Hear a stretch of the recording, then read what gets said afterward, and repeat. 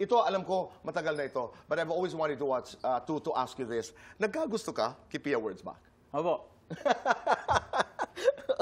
Pero ipaalam mo sa kanya? Hindi po. From afar. Nagkagusto lang? Yes po, kasi before Dito Boy, since sa Itbulaga po, syempre, best friends sila ni Pauline Luna eh. Right. So every now and then, si Pia would go there, you know, to say hi, hello to Pauline, tapos nag-uusap sila. Tapos, as in, nakikita ko po siya ng hindi nakaglam. Right. So, very, you know, wala rin pakialam, very... She's a kind girl. Nice to, yung puso, Tama. mabuti. And then, Okay. after she won, and then saw her na biglang Okay. parang grabe. And, you know, Dito Boy, I can attest that she has remained the same. Totoo. Okay, we have 5 minutes. You were quoted, Sayang. Jeff said,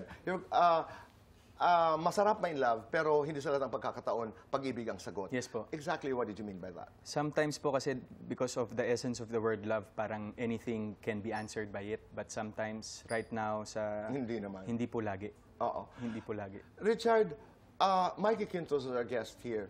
She was brave enough to say, oo, nagkagusto ako, umasa ako. Anong ginawa mo nun? Ngayon ko lang po siya narinig.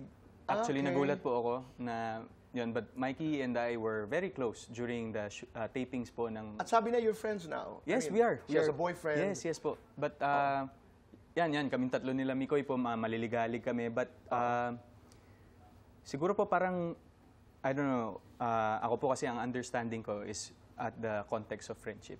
Oo. Ako naman, I'm just so sad nung narinig ko na nagsampa sila ng demanda Yes, tungkol po. dito sa Cryptocurrency po. cryptocurrency. You work hard.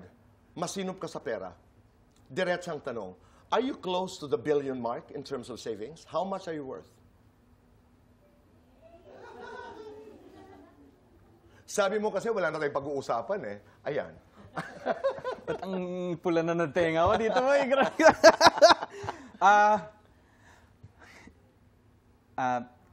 I'll ask my lawyer pa.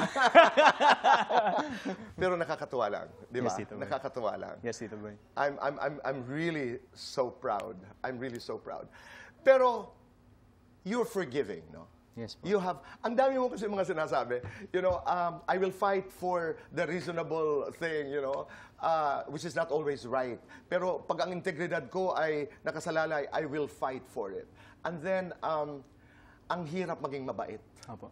Oo, inaabuso.